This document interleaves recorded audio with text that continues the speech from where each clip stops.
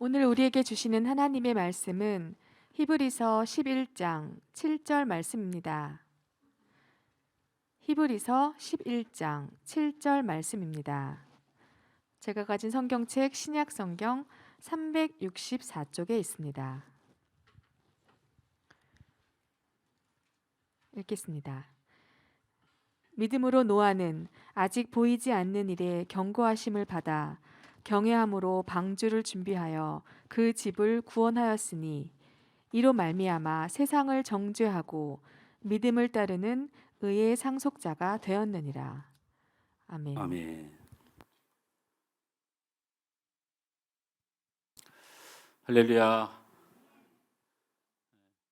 일교차가 심해서 여러분 건강이 어떠신지 또 염려가 되기도 했고 또 이렇게 함께 또 만나서 예배할 수 있게 돼서 너무 감사한 마음도 있고 반갑고 그렇습니다. 또 예배에 나와서 예배하지 못하면서 우리 온라인으로 예배하는 우리 성도들 보고 싶고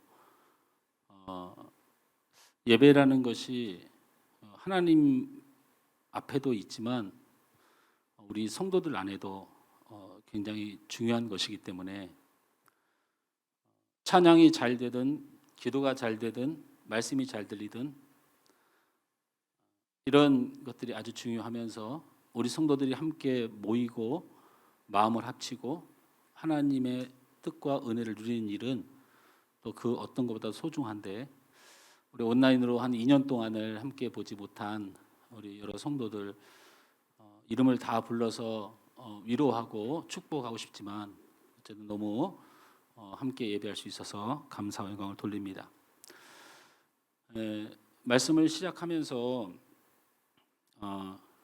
예수님은 분명히 속히 오십니다. 이렇게 말씀드리고 싶습니다. 예수님이 이 땅에 오시는 것이 분명합니다. 정치적으로 좌우로 나눠지더라도 예수님이 오실 걸 생각하면서 나눠지시기 바랍니다. 그게 그리스도인의 삶입니다. 그래서 목숨 걸 이유가 전혀 없는 거예요. 먹고 사는 일이 굉장히 힘들고 어렵습니다. 그런데 예수님이 오시는 것이 분명합니다. 그러므로 가지나 가지지 못했으나 우리가 주님을 잃어버리지 않도록 힘쓰는 것이 중요합니다. 예수님이 오시는 것이 분명한 이상 우리는 하나님 앞에 하나님을 예배하는 거룩한 백성이 되어야 합니다. 할렐루야. 예수님이 오셨을 때 가장 중요한 것은 물질도 아니고 건강도 아니고 그리고 내가 가진 능력도 아닙니다. 그런 것들은 우리 하나님께서 가지고 계시고 소유하고 계신 것입니다. 우리가 하나님의 백성이냐라는 문제입니다. 그런 의미에서 입술에 찬양이 안 되어질 때도 찬양하려고 힘쓰고 발버둥 쳐야 되고 예배하기 힘들 때라도 깨어 일어나 예배해야 됩니다. 왜냐하면 우리는 끝까지 하나님만 바라보고 가야죠. 하나님이 우리에게 원하시는 것이 큰 믿음이 아닙니다. 어떤 일이 있어도 하나님을 바라보는 자인가, 내 백성인가 라는 점입니다. 요즘 MG 시대라고 부르나요? 아니면 그냥 영어 스펠링대로 MZ 시대라고 부르나요? 예? 그것도 제가 찾아가면서 어떤 사람은 MZ라고 불편하더라도 그렇게 불러야 된다. MG라고 하면 안 된다. 촌스러워 막 이렇게 글을 올려놓은 걸도 봤어요. 근데 대부분 MG 시대라고 이렇게 부르던데 밀레니엄이라고 하는 그 뜻의 M자가 시작되는 것 같습니다. 1980년대 이후 90년대 뭐 이런 태어난 친구들과 2000년대 초반까지 태어난 2010년 13년인가 이후로는 또 따르게 부르는 이름이 있는데 그건 아마 아직 그 아이들이 어리기 때문에 어떤 힘을 발휘하는 세대가 아닌 것 같아서 그런데 지금은 MZ 시대라고 부릅니다. 그러니까 1980년대 이후에 태어나서 2000년도 초반 정도에 출생한 우리 세대를 MZ 세대라고 부릅니다. 이 MZ 세대에서 가장 중요한 키워드가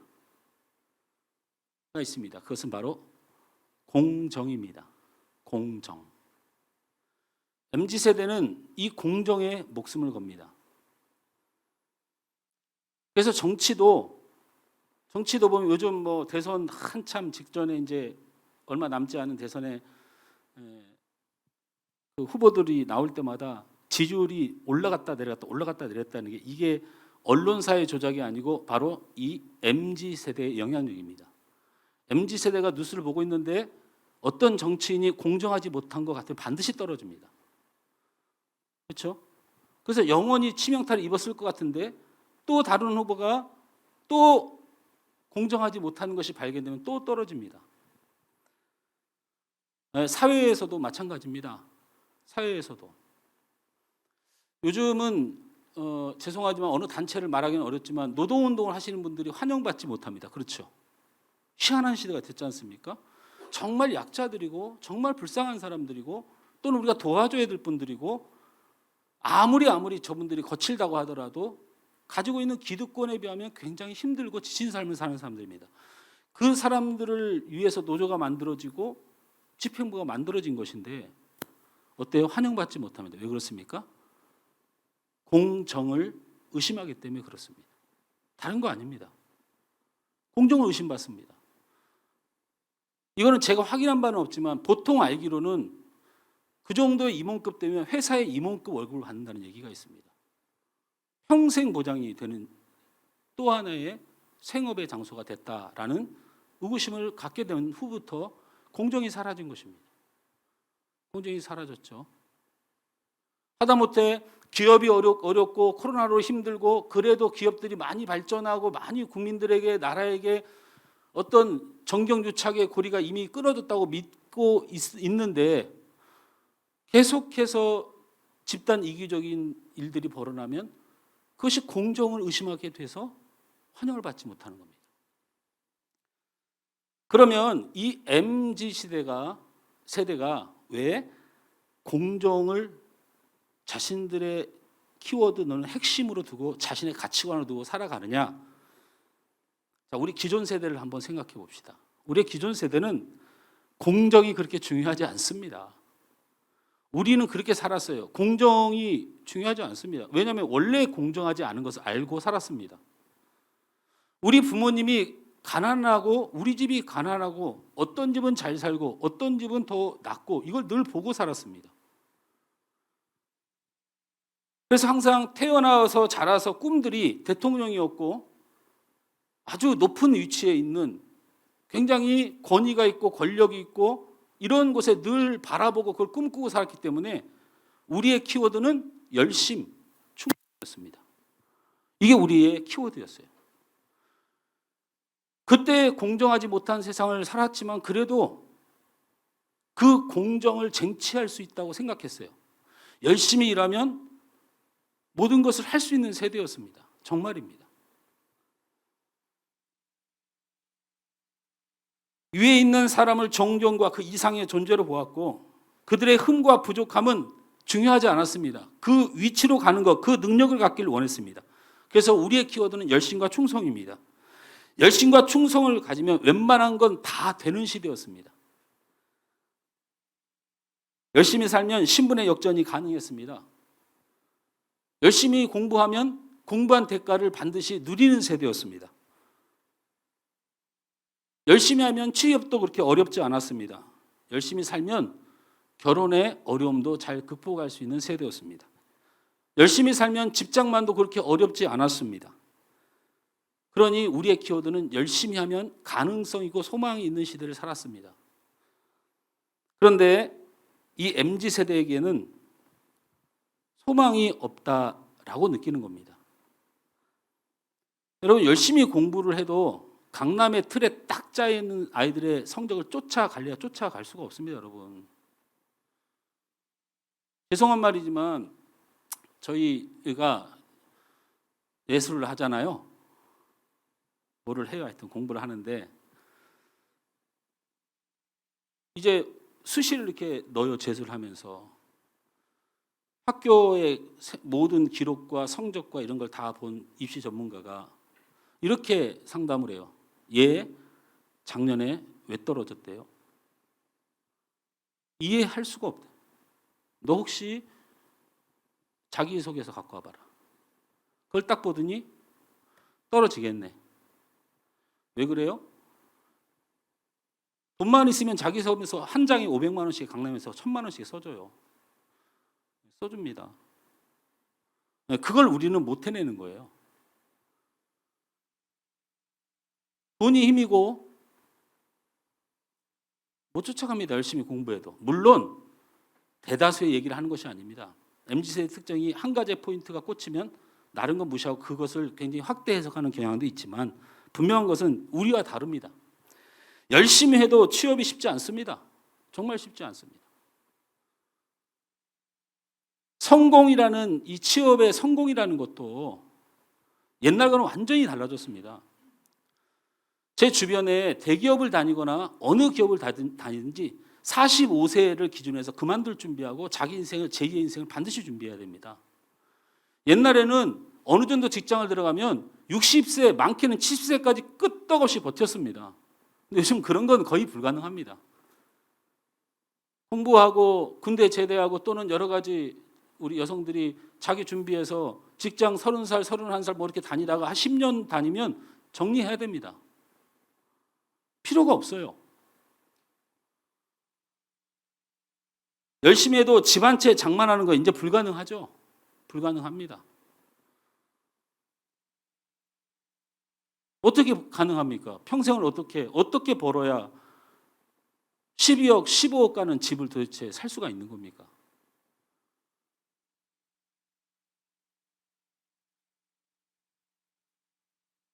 열심히 살면 당연한 것이었습니다. 그런데 요즘 아이들은 그렇게 되지 않습니다. 그래서 MZ세대를 당연한 것을 잃은 세대다 이렇게 부릅니다. 기존 세대가 당연히 누렸던 것들, 그냥 자연스럽게 했던 것들이 하나도 되는 게 없어요. 공부로도 취업으로도 결혼도 안 되는 거예요, 이게. 그건 옛날에 기존 세대는 그냥 그건 문제도 아니었어요. 문제도 아니었죠. 그래서 그들이 마지막으로 기대하는 것이 바로 공정이라는 것입니다. 반드시 세상은 그렇게 변해야 된다는 거예요. 공정해야 됩니다. 강남과 강북이 공정해야 됩니다. 그걸 간절히 원하는 거예요. 기회가 공정해야 됩니다. 받는 모든 것들도 공정해야 됩니다. 이제는 더 이상 자연스럽게 되는 게 하나도 없습니다. 이제는 믿을 것은 이 세상이 공정한 세상으로 품어주길 바라는 마음, 그 마음을 가지고 우리 MZ세대가 이제 앞으로의 시대를 열어가는 겁니다. 그것을 소망이라고 생각하고 희망이라고 생각합니다. 여러분, 우리 MZ세대 우리 여러분, 그런 세상이 될 것 같습니까? 공정한 세상이 된다고 생각하십니까? 종교인들이 힘을 쓰고 정치인들이 바르게 서고 뭐 기업인들이 바로 서고 이끌어가는 세대가 바로 서면 그 공정이 여러분 가능해진다고 생각합니까? 경쟁의 공정이 어디 있습니까? 나만 아는 세상이 되어져가는 세상에 공정이 어떻게 존재합니까? 책임이 있다면 우리 기존 세대가 그 공정 프레임을 갖고 세상을 바꿔놨어야 되는데 여러분 우리나라만의 문제가 온 세계가 이미 공정은 불가능한 세상입니다. 그러면 어떡합니까? 이 시대를 살아가는 많은 젊은이들과 이 시대를 살아가는 많은 사람들이 공정마저도 기대할 수 없다면 남는 건 하나입니다. 죽고 죽여야 됩니다. 여러분 남는 것 딱 하나밖에 없어요.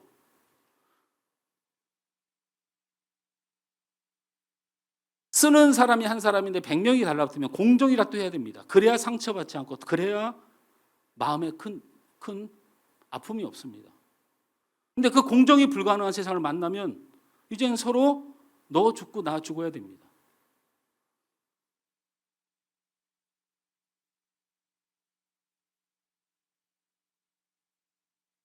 공정한 사회, 정치, 세상이 가능할까요?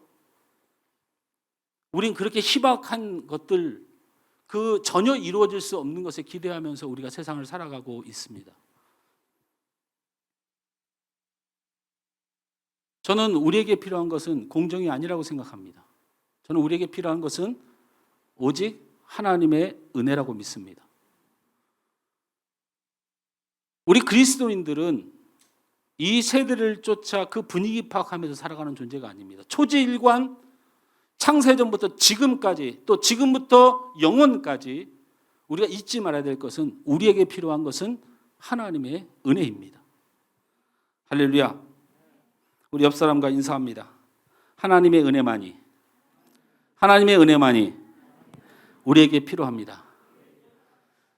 다시 한번 옆 사람 축복합니다. 당신에게 하나님의 은혜가 필요합니다. 할렐루야. 할렐루야. 하나님의 은혜가 공정합니다. 하나님의 은혜가 모든 걸 덮습니다. 하나님의 은혜가 우리를 치료합니다. 하나님의 은혜가 이 나라를 치료합니다. 하나님의 은혜가 사상을 치료합니다. 그래서 우리에게 필요한 것은 하나님의 은혜입니다. 하나님께서 은혜를 받은 오늘 노아를 우리에게 소개하면서, 그러면 하나님의 은혜가 필요한 우리가 하나님의 은혜를 받기 위해서 우리는 무엇을 준비해야 되는가에 대하여 오늘 성경 우리에게 짧지만 중요하게 말씀하고 있습니다. 온 세상과 이 사회와 내 가정과 교회와 내 개인에게 하나님의 은혜는 절대적으로 필요합니다. 그런 은혜를 받았던 노아는 도대체 어떤 것 때문에 그렇게 큰 은혜를 받은 사람이 되었을까에 대한 이야기를 말씀을 나누려고 합니다. 따라서 합니다. 은혜를 받으려면 믿음을 가져야 합니다. 믿음을 가져야 합니다. 말씀 우리 함께 읽겠습니다. 히브리서 11장 7절 말씀을 우리 한 목소리 읽습니다. 시작. 믿음으로 노아는 아직 보이지 않는 일에 경고하심을 받아 경외함으로 방주를 준비하여 그 집을 구원하였으니. 할렐루야. 믿음으로 노아는 아직 보이지 않는 일에 경고하심을 받아 경외함으로 방주를 준비하여 그 집을 구원하였으니 라고 했습니다. 믿음으로 구원을 받고 은혜를 받았다는 것입니다. 노아가 무슨 경고를 받고 보이지 않는 어떤 일에 대하여 경고를 받고 믿었을까? 창세기 6장 13절에서 22절 말씀을 성경을 가진 분들은 피시기 바랍니다. 길어서 제가 PPT는 준비를 안 했고요. 가정에서도 성경이 있으면 눈으로 한번 보고, 없으신 분은 귀로 들으시면 됩니다. 창세기 6장 13절에서 22절 말씀을 제가 쭉 읽어드립니다. 노아가 하나님 앞에 무슨 경고를 받았고 보이지 않는 어떤 일에 대하여 들었는지 말씀을 통하여 보는 겁니다. 하나님이 노아에게 이르시되 모든 혈육이 있는 자의 포악함이 땅에 가득함으로 그 끝날이 내 앞에 이르렀으니 내가 그들을 땅과 함께 멸하리라. 너는 고페르나움으로 너를 위하여 방주를 만들되 그 안에 칸들을 막고 역청을 그 안팎에 칠하라. 내가 만든 방주는 이러하니 그 길이는 300규빗, 넓이는 50규빗, 높이는 30규빗이라. 거기에 창을 내되 위에서부터 한 규빗을 내고 그 문은 옆으로 내고 상중하 3층으로 할지니라. 내가 홍수를 땅에 일으켜 무릇 생명의 기운이 있는 모든 육체를 천하에서 멸절하리니 땅에 있는 것들이 다 죽으리라. 그러나 너와는 내가 내 언약을 세우리니 너는 내 아들들과 내 아내와 내 며느리와 함께 그 방주로 들어가고 혈육 있는 모든 생물을 너는 각각 암소 한 쌍씩 방주로 이끌어들여 너와 함께 생명을 보존케 하되 내가 그 종류대로 갖추기 그 종류대로 새가 그 종류대로 갖추기 그 종류대로 땅에 기는 모든 것이 그 종류대로 각기 둘씩 내게로 나아오리니 그 생명을 보존하게 하라. 너는 먹을 모든 양식을 내게로 가져다가 저축하라. 이것이 너와 그들의 먹을 것이 되리라. 노아가 그와 같이 하여 하나님이 자기에게 명하신 대로 다 준행하였더라. 아멘. 여러분, 노아가 이 말씀을 통하여 확인해 본 결과 보이지 않는 경고하심, 바로 홍수로 세상을 하나님이 심판하시겠다는 것입니다. 노아는 이 하나님의 말씀을 믿은 것입니다. 여러분, 노아가 방주를 짓기 전에 어떻게 살아남을까? 내가 어떻게 우리 자녀들에게 잘해줄까? 내가 이 경쟁 많은 세상에서 무엇을 가져야 될까가 그 인생의 키워드가 아니었습니다. 노아의 인생에는 하나님의 말씀을 믿는 것이었습니다.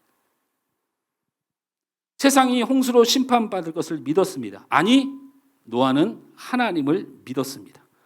그 믿음의 훈련은 120년 동안 배를 짓고 많은 이들의 비웃음을 받는 삶이었습니다. 그러나 노아의 믿음은 그와 가족이 하나님께 구원을 받고 은혜를 받는 중요한 것이었습니다. 여러분, 성경을 보면 하나님께서 하나님의 사람에게 은혜를 주실 때 오랫동안 준비시키는 것이 딱 하나가 있습니다. 그것이 바로 믿음입니다. 믿음입니다. 김성원 목사라는 사람이 태어나서 지금까지 내 인생에 있었던 모든 하나님의 원하심은 바로 내 믿음입니다. 여러분, 이 땅에 사는 모든 인생들에게 하나님이 바라시는 건 딱 한 가지입니다. 바로 여러분의 믿음입니다. 하나님을 믿는 믿음 말입니다.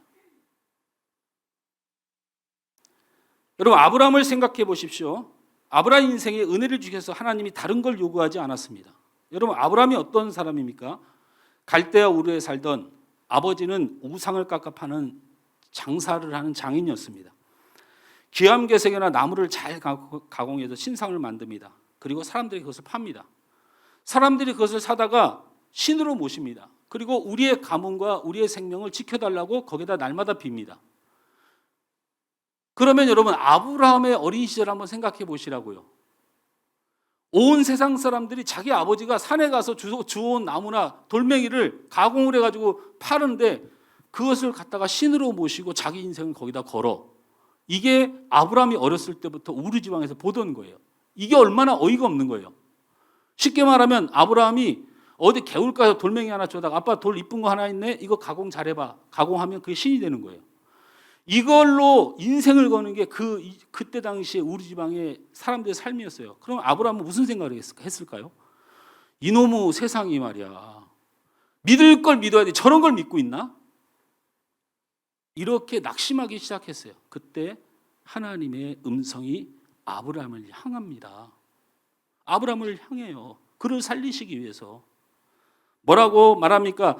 창세기 12장 1절에서 3절 말씀. 그래서 이 말씀이 주어진 겁니다. 함께 읽습니다. 여호와께서 아브라함에게 이르시되 너는 너의 고향과 친척과 아비의 집을 떠나 내가 내게 보여줄 땅으로 가라. 내가 너로 큰 민족을 이루고 내게 복을 주어 내 이름을 창대하게 하리니 너는 복이 될지니라. 너를 축복하는 자에게 내가 복을 내리고 너를 저주하는 자에게 내가 저주하리니 땅의 모든 족속이 너로 말미암아 복을 얻을 것이니라 하신지라. 이 하나님의 음성을 듣게 된 겁니다. 아버지가 산에서 나무 꺾고 와서 깎으면 사람들에게 비싸게 팔면 그것을 신으로 사람들이 믿고 자기 인생을 걸어요. 아브라함의 인생이 어떻겠습니까? 팔아서 먹고 사는 사람들은 그냥 만족하고 그걸 사다가 신이라고 믿고 거기에 의지해 사는 사람은 살만해요. 근데 아브라함은 못 살아요. 그 신의 존재가 무엇인지 알기 때문에. 자기가 갖고 있는 돌을 집어 던지다가 팔아도 그걸 신으로 모시는 세상을 살면서 그의 인생에 무슨 생각이 들었겠어요? 하나님이 그에게 나타나서 이제 그런 삶 정리하고, 그래서 아브라함에게 나 여호와니라 소개하지 않습니까? 아브라함은 그 하나님의 사랑과 은혜를 믿음으로 복을 받은 것입니다. 여러분, 아들 이삭을 낳는 일도 믿음에 관한 문제입니다. 여러분 잘 아시잖아요. 99세까지 그 믿음 때문에 고민한 거예요. 그 믿음 때문에.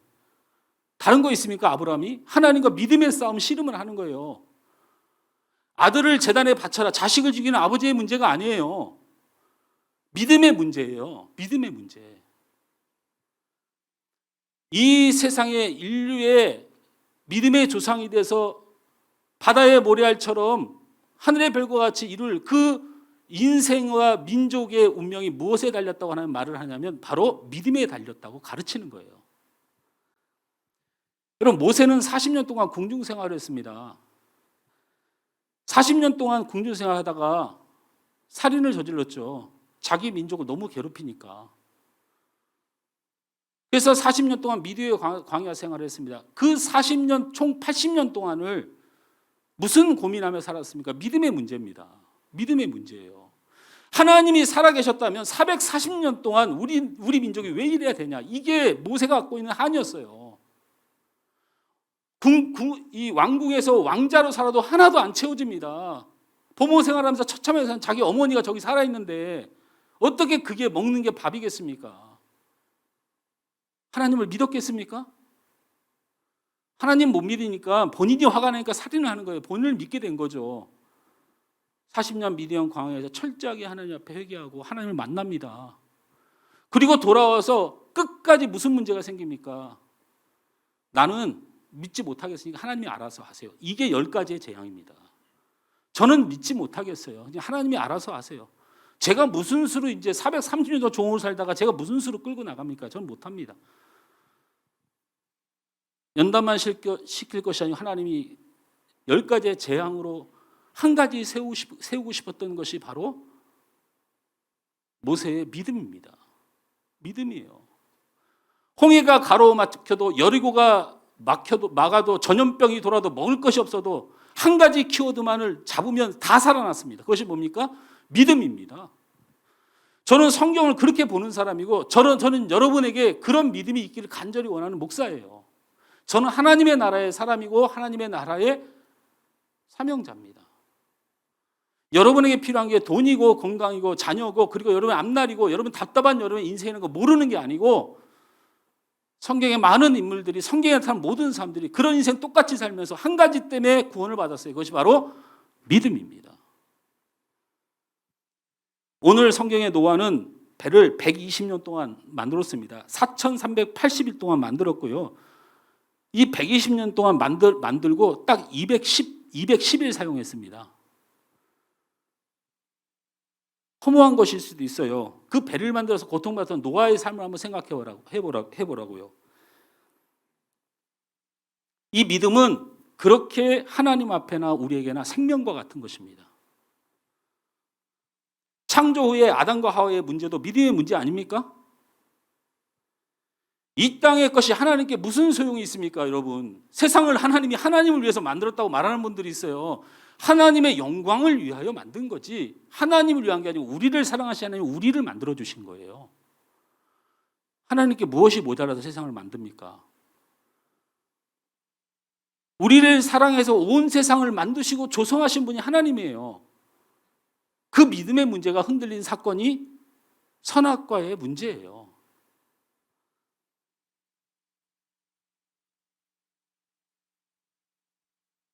가인과 아벨의 비극도 여러분 믿음의 문제 아닙니까?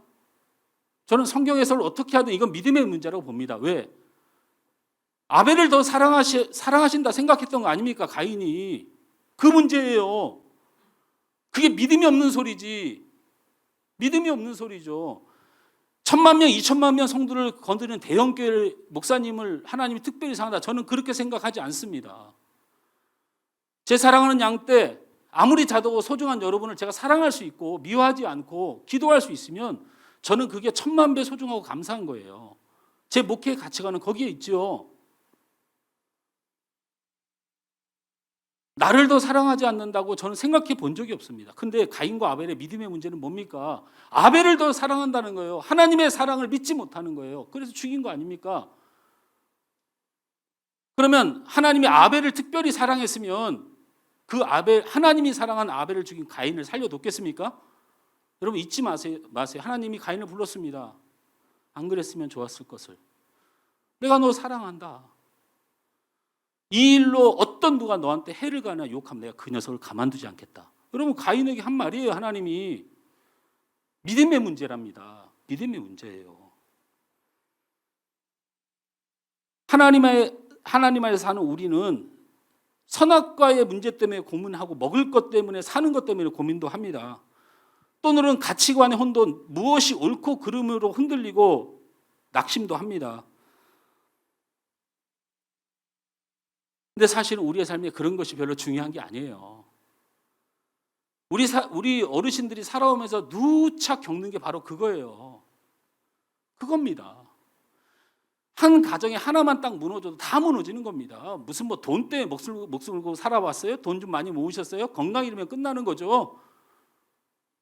건강 지키려고 애를 썼어요. 사고 나면 끝나는 겁니다. 우리의 인생이 그렇게 안전하지 않아요. 여러분이 선악과 하나 따먹는다고, 여러분이 올바른 가치관 하나 제대로 세운다고 여러분의 인생이 행복을 피울 것 같으면 이 교회가 그런 거 가르쳐야죠. 아닙니다. 아니에요. 하나님이 우리를 신실하고 진실하게 사랑하신다는 이 사랑만 믿으면 됩니다. 이것만 믿으면 돼요. 이것만 진짜 믿으세요. 죄인이 되었던 뭐가 됐던 제발 이걸 믿고 살으라고.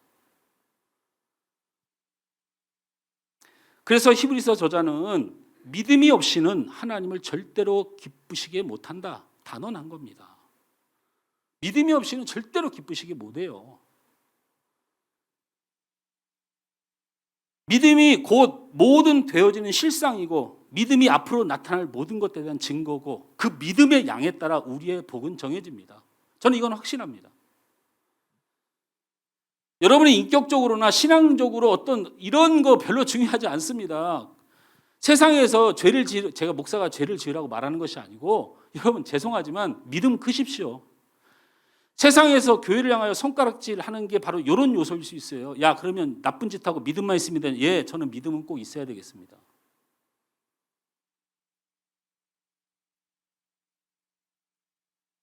믿음이 있는 자에게 성령이 임하시고 성령이 있는 자에게 세상을 조금이라도 옳게 살 수 있다는 이 논리, 이게 성경입니다.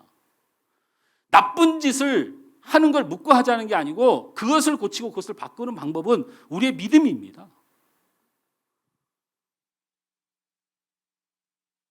그러기에 로마서에서는 오직 하나님의 나라와 하나님의 백성은 의인은 믿음으로 말미암아 사는 것이라고 그렇게 누차 강조하는 겁니다. 그런데 우리가 오늘 말씀을 통하여 이 믿음을 갖긴 갖는데 우리에게 또 성경에서 요구하는 키워드가 하나 있습니다. 히브리서 11장 7절을 다시 봅니다. 같이 읽습니다. 시작. 믿음으로 노아는 아직 보이지 않는 일에 경고하심을 받아 경외함으로 방주를 준비하여 그 집을 구원하였으니 라고 했습니다. 제가 하나 묻습니다. 믿음으로 구원을 받았습니까? 방주를 만들어 구원을 받았습니까? 마침 또 약간 장난기가 발동이 좀 되네요. 손을 한번 들어봅니다. 자, 노아는 믿음으로 구원을 받았다. 정답을 맞히는 사람 제가 밥을 살 겁니다. 손 내리십시오. 노아는 방주를 준비해서 구원을 받았다.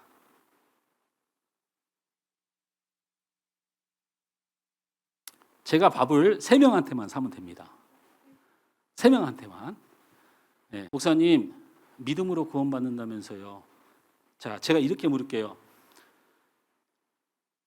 믿음으로 노아는 아직 보지 못한 일에 경고하심을 받아 경외함으로 방주를 준비하여 그 집을 구원하였느니라 라고 했고, 그래서 제가 첫 번째 키워드는 믿음을 꼭 가져야 된다. 하나님이 우리를 사랑하시고 우리를 만드시고 우리를 섭리하시고 우리를 반드시 하나님의 나라의 백성으로 품으시기 위해서 이 땅이 조성하는 거니 제발 사는 문제 때문에 먼저 그걸로 마음 뺏기고 하나님 버리지 말고 주실 하나님, 은혜 베푸신 하나님 그 믿음 가지고 살아야 한다. 이렇게 말씀을 드렸는데 이제 문제는 헷갈리는 게 믿음으로 구원을 받았느냐 방주를 만들어서 구원을 받았느냐 제가 물었습니다. 그 말씀이 한 구절 안에 존재하니까 설명을 드려야 되지 않겠습니까? 여러분 행함으로 구원을 받습니까? 믿음으로 구원을 받습니까? 요것도 한번 손을 들을까요? 요것도 내가 성도들을 잘 가르쳤는지. 자, 믿음으로 구원을 받는다. 손 내리고. 행함으로 구원을 받는다. 강일형제는 2개 다 들면 끝까지 나한테 밥을 얻어먹겠다. 뭐 그 의지 외에는 다른 게 없는 거잖아. 아니 믿음도 손 들고 행함도 손 들고. 여러분 그럼 로마서의 갈라디아서의 충돌을 또 시작하는 거죠. 신학교 가면 로마서 교수와 갈라디아 교수가 늘 싸우잖아요. 행함이 없는 믿음이 그게 믿음이냐 싸우기 시작하죠. 여러분 근데 장로교와 보수주의와 자유주의가 어떻게 나눠지면 이 믿음으로 구원을 받느냐 행함으로 구원을 받느냐의 문제로 나눠지는데 이게 얼마나 웃기고 난리를 치는 거냐면 믿음은 구원에 관한 문제예요. 믿음은 구원에 관한 문제. 여러분 예수님을 믿으면 여러분 행함과 상관없이 구원받습니다. 이 정리를 잘 하셔야 돼요. 그런데 내가 말씀드렸잖아요. 우리의 삶에 하나님의 은혜가 필요하면 믿음에 따르는 행함이 반드시 있어야 돼요. 왜? 행해야 하나님의 일이 이루어지니까. 행해야 하나님의 일이 이루어져요. 그러면 하나님의 일을 이루기 위해서 하나님은 믿음을 따라 행하는 사람에게 복도 주고 돈도 주고 건강을 주는 이 방법이에요. 이건 제가 기복주의를 말하는 게 아니에요. 여러분이 돈을 많이 버셨는데 믿음 따라 못 살면요, 그냥 여러분 돈을 많이 번 겁니다. 그래서 한번 잘 누리고 이렇게 사시면 돼요. 그러나 믿음을 따라 돈을 번 거면 여러분 하나님의 나라를 이끌어가고 하나님의 나라의 일꾼으로 쓰시려고 주신 거예요. 그건 개념이 완전 다른 얘기입니다. 면류관의 문제예요. 자, 그래서 어쨌든 사설이 길면 안 되니까 아까 손을 들었던 대다수의 잘 배운 여러분들, 믿음으로 구원을 받았다. 여러분 노아의 믿음을 보면 하나님의 말씀을 믿었죠. 홍수 날 것도 믿었죠. 그러면 노아가 살아났을까요? 묻는 거예요. 여러분 노아가 방주 안 만들었으면 다 죽었습니다. 다 죽었잖아요. 믿음은 있어요. 하나님이 비를 내릴 것도 믿고 홍수가 날 것도 말씀하시니까 믿는다니까요. 그런데 행동하지 않았으면 절대 구원받지 못합니다. 제가 함정을 빠뜨려서 질문한 거이기도 하고 그런 부분은 좀 죄송한데 우리가 생각을 바로 정리해야 돼요. 하나님의 전적 구원을 부인하는 게 아닙니다. 그건 영혼의 구원, 영생의 구원, 하나님의 자녀로서 반드시 성도를 견인하는 하나님의 원칙이에요. 이건 믿음으로 됩니다. 그런데 이 땅에서 하나님의 은혜가 필요한 사람은 여러분 믿음에 따르는 행동 따라 하나님 축복하십니다. 그러니까 축복을 받고 싶으면 말씀대로 행하라는 거예요. 하나님이 나를 사랑하시니 방주를 지어주실 거야. 이런 믿음 필요 없습니다. 죄송하지만.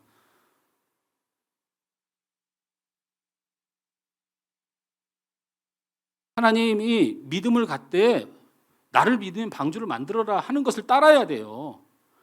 여러분 노아가 홍수가 날 것도 알고 비가 올 것도 알아서 하나님을 철저하게 믿는데 방주를 만드는 건 안 따라요. 귀찮고 또 그거 지으면 또 사람들이 너 뭐 하는 짓이냐고 그럴 거고 야 그렇게 큰 건 그거 도대체 그건 뭐냐고. 여러분 우리가 여기서 성경에 배라고 말하는 그 사람들은 그때는 배가 이런 배가 어디 있어요. 135m 길이의 배인데 135m는 축구장보다 훨씬 더 넓은 거 아닙니까?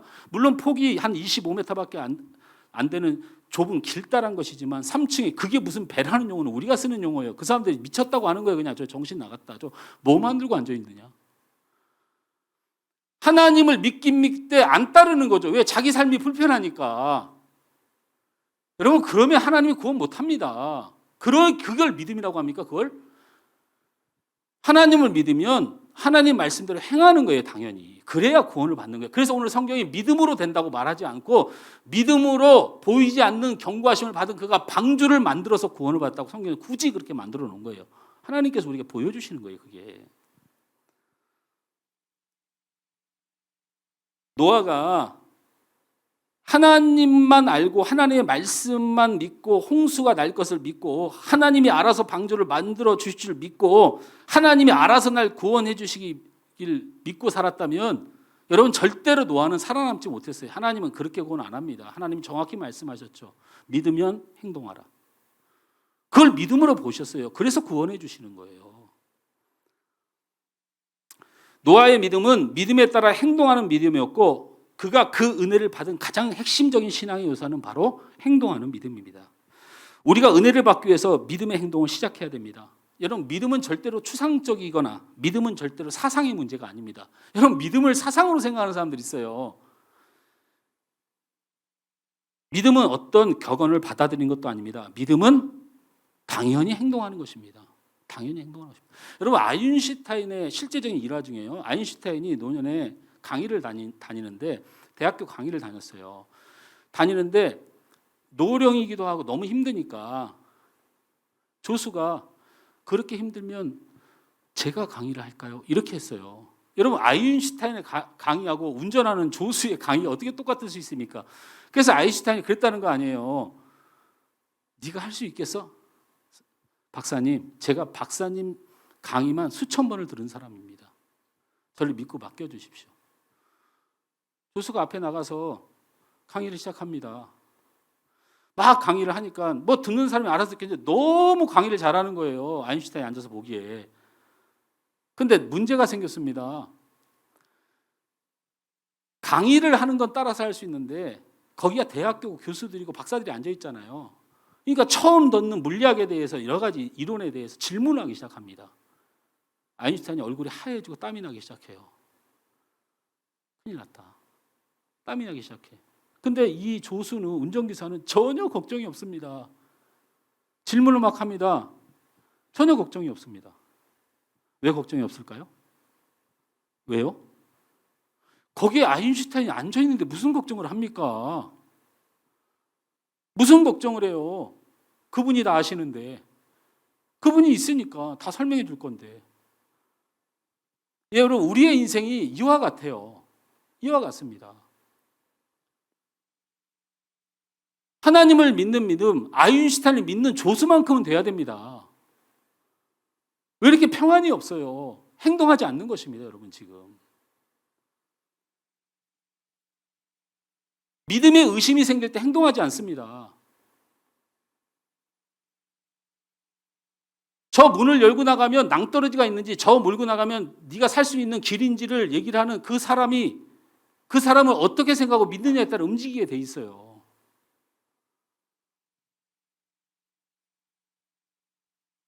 노아가 홍수가 날 것을 믿는 믿음만 있었다면 그는 참 편했을 것입니다. 앞서도 말씀드렸다시피 120년 동안 배를 짓는 그 고통도 없을 것이고 120년 동안 비웃음을 당하는 비웃음도 없었을 것이고 자기 자식들을 얼마나 사랑하는데 그 자식들이 120년 동안 미친 아버지를 따라다닌다고 얼마나 조롱을 받아서 자식들이 고통을 받았겠어요.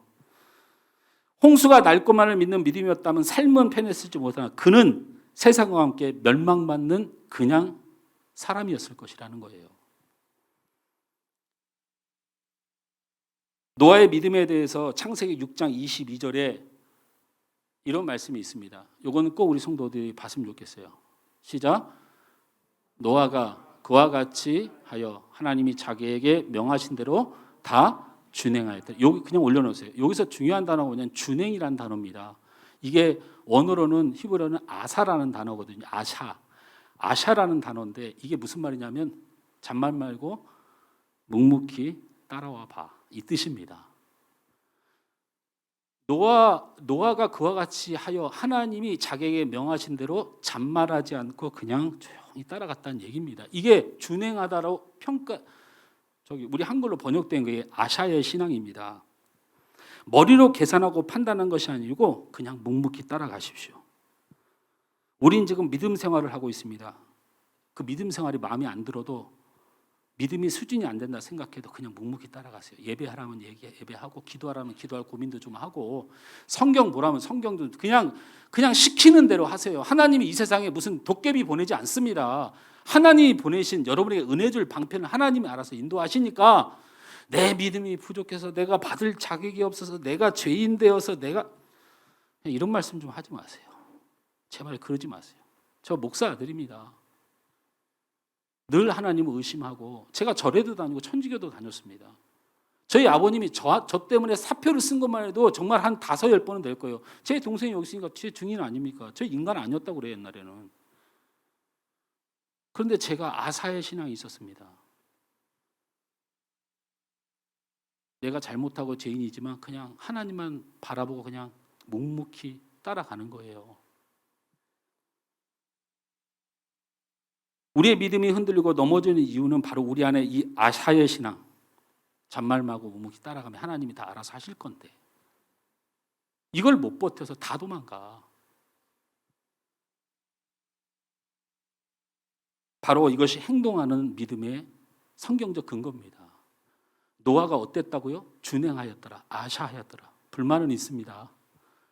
120년 동안 미친놈처럼 배를 짓는데 무슨 노아가 무슨 뭐 천사입니까? 뭐 자식들이 그렇게 손가락질 받고 돌팔매질 받고 정신병자 취급받고,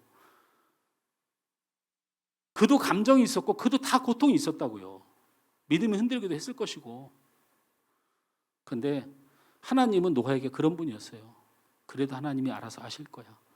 내가 죄인이지만, 내가 부족하지만 하나님 나를 사랑하실 거야. 믿음과 신앙의 부족이든 자책이든 자괴감이든 죄인의 모습이든 연약한 믿음이든 여러분 아사하시기 바랍니다.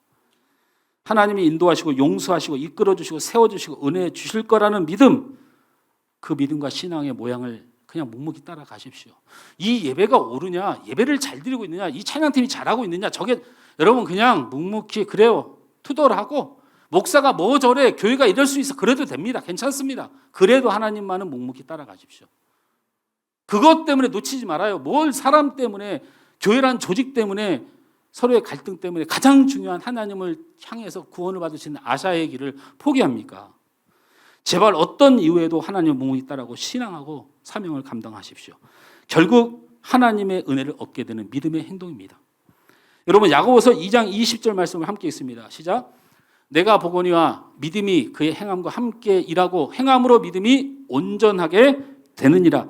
여러분 행함으로 온전하게 되느니라 이렇게 말하니까요, 내 행동이 올바로 돼야 은혜를 받는다, 내가 내 행함이 옳아야 된다, 이렇게 이것을 해석한 사람들이 상당히 많은데, 여러분 말도 안 되는 얘기입니다. 그냥 여기서 말하는 행함은 준행입니다. 준행 아샤입니다.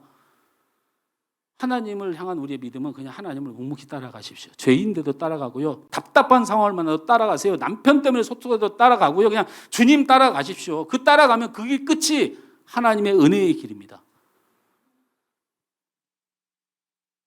말씀을 했습니다. 스펄전 목사님은 이런 말을 했습니다. 기도할 때는 모든 것이 하나님께 달려있는 것처럼 매달리십시오. 그리고 일할 때는 모든 것이 여러분에게 달려있다고 믿고 사십시오. 여러분 기도할 때는 하나님께 다 달려도 하나님께 조르십시오. 막 매달리십시오. 그래서 좀 얻고 하나님을 감동시키고 해감 얻는 기적을 체험하시기 바랍니다. 그러나 신앙할 때는, 일할 때는 내 복은 내가 가져온다고 믿고 여러분 열심히 하십시오. 하나님 앞에 끝까지 버티십시오. 우리는 실패라는 단어에서 두 가지 하나님의 뜻을 발견해요. 첫째는 더 준비하라는 것입니다. 둘째는 조금 기다리라는 것입니다. 여러분 하나님의 백성에게 실패와 상처는요, 멸망과 저주가 아닙니다. 하나님의 백성에게 실패는 더 준비하라라는 거예요. 믿음을 더 준비하라. 그리고 네 믿음이 찰 때까지 기다려라. 여러분 물도요 차야 넘칠 거 아닙니까? 좀 찰 때까지 기다려요. 끝까지 그냥 물 받고 계십시오. 그게 똑똑 떨어진다고 불만하지 말고 때가 되면 나 차고 그것이 차고 넘치게 되어 있습니다. 하나님의 백성은 그렇게 하나님이 품으시는 겁니다. 하나님이 나를 사랑하신다, 하나님이 나를 구원하신다, 이 믿음이 분명해야 은혜를 받습니다. 또한 내가 실패해도, 죄인이어도, 내가 부족해도, 원망스러운 삶이 있어도 여러분이 하나님을 묵묵히 따라가는 아사의 신앙을 가진다면 그 끝은 반드시 하나님의 은혜입니다. 다시 말씀드립니다. 이 교회와 여러분의 가정과 모든 것은 여러분의 믿음과 신앙 행동에 달려 있습니다. 우리 하늘소망교회 부흥을 원하시고 이 교회가 순수한 복음과 하나님의 영광을 위하여 쓰임받기를 원하신다면 그것은 여러분에게 달린 것입니다. 여러분 목사 설교 몇 번 잘한다고 이 대한민국에 설교 잘하는 사람이 얼마나 많은데 그런 약속을 하나님 넘어가겠습니까? 그렇지 않습니다. 성도들의 믿음 따라, 그 믿음의 행동 따라 사용하십니다. 여러분의 가정도 마찬가지입니다. 돈에 달려있는 것 같고, 여러분의 성공에 달려있는 것 같고, 여러분의 앞날에 달려있는 것 같고, 그 어둠에서 무엇을 하나님 찾게 만들지 않습니다. 믿음이라는 분명한 촛대를 세우시고 그것을 향하여 가는 자에게 그 가정의 모든 것을 축복하시고 은혜를 주십니다. 오늘 말씀의 결단을 마음속에 하십시오. 옆 사람 축복합니다. 믿음이 당신에게 필요합니다. 필요합니다. 우리 찬양 함께 하면서 기도했으면 좋겠습니다.